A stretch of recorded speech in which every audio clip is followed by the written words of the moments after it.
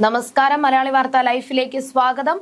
2026 March 27 വെള്ളിയാഴ്ച. ഇന്നത്തെ നിങ്ങളുടെ രാശിഫലം അറിയാം. തയ്യാറാക്കിയത് ജയറാണി ഇ.വി. മേടം രാശി അശ്വതി ഭരണി കാർത്തിക ആദ്യ കാൽഭാഗം.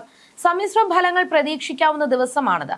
ദിവസത്തിന്റെ തുടക്കത്തിൽ ജോലിയിൽ പുരോഗതിയും ദാമ്പത്യ ജീവിതത്തിൽ ഐക്യവും ഉണ്ടാകുമെങ്കിലും ഉച്ചയ്ക്ക് ശേഷം ചില കാര്യങ്ങളിൽ മനസ്സിന് സ്വസ്ഥത കുറവ് അനുഭവപ്പെട്ടേക്കാം.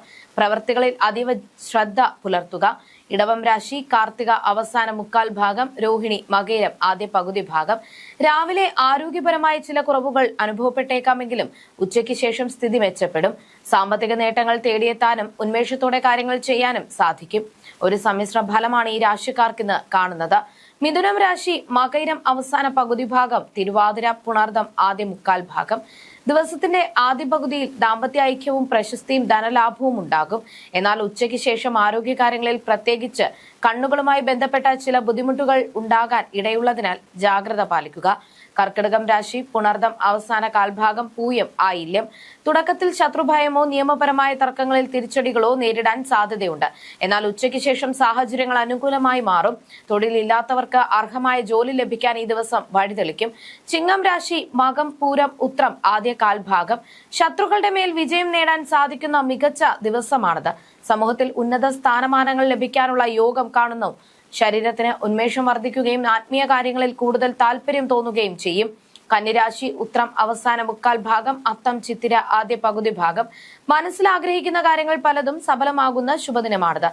രാഷ്ട്രീയ രംഗത്ത് പ്രവർത്തിക്കുന്നവർക്ക് ഉയർന്ന പദവികൾ ലഭിക്കാനുള്ള ഭാഗ്യം ഉണ്ടാകും. ദാമ്പത്യ ജീവിതത്തിലെ ഐക്യവും നിയമപരമായ തർക്കങ്ങളിലെ വിജയവും സന്തോഷം നൽകും. തുലാം രാശി ചിത്തിര അവസാന പകുതി ഭാഗം, ചോതി വിശാഖം ആദ്യ മുക്കാൽ ഭാഗം. ദിവസത്തിന്റെ ആദ്യ പകുതിയിൽ അനാവശ്യ സൗഹൃദങ്ങൾ വഴി അപമാനങ്ങൾക്കോ പണനഷ്ടത്തിനോ സാധ്യതയുണ്ട്. എന്നാൽ ഉച്ചയ്ക്ക് ശേഷം കാര്യങ്ങൾ അനുകൂലമായി വരും.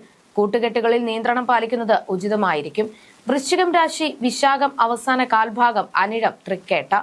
രോഗപരമായ ബുദ്ധിമുട്ടുകൾ അലട്ടാൻ ഇടയുള്ളതിനാൽ ആരോഗ്യത്തിൽ ശ്രദ്ധ വേണം. കുടുംബാംഗങ്ങളുമായി അഭിപ്രായ വ്യത്യാസങ്ങൾ ഉണ്ടാകാതെ നോക്കണം. പുതിയ ബന്ധങ്ങളിൽ ഏർപ്പെടുമ്പോൾ ജാഗ്രത പുലർത്തുക. ചെലവുകൾ വർദ്ധിക്കാൻ സാധ്യത കാണുന്നു. ധനുരാശി മൂലം പൂരാടം ഉത്രാടം ആദ്യ കാൽഭാഗം.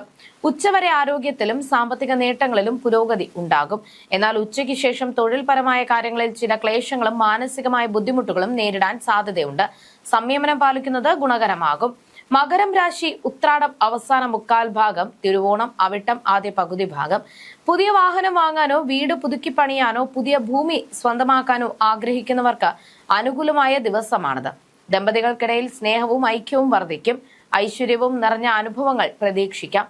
കുംഭം രാശി അവിട്ടം അവസാന പകുതി ഭാഗം, ചതയം പൂരുരുട്ടാതി ആദ്യ മുക്കാൽ ഭാഗം. ദിവസത്തിന്റെ തുടക്കത്തിൽ അന്യദേശ യാത്രകൾക്കോ കുടുംബത്തിൽ നിന്ന് മാറി നിൽക്കേണ്ട സാഹചര്യങ്ങൾക്കോ സാധ്യതയുണ്ട്.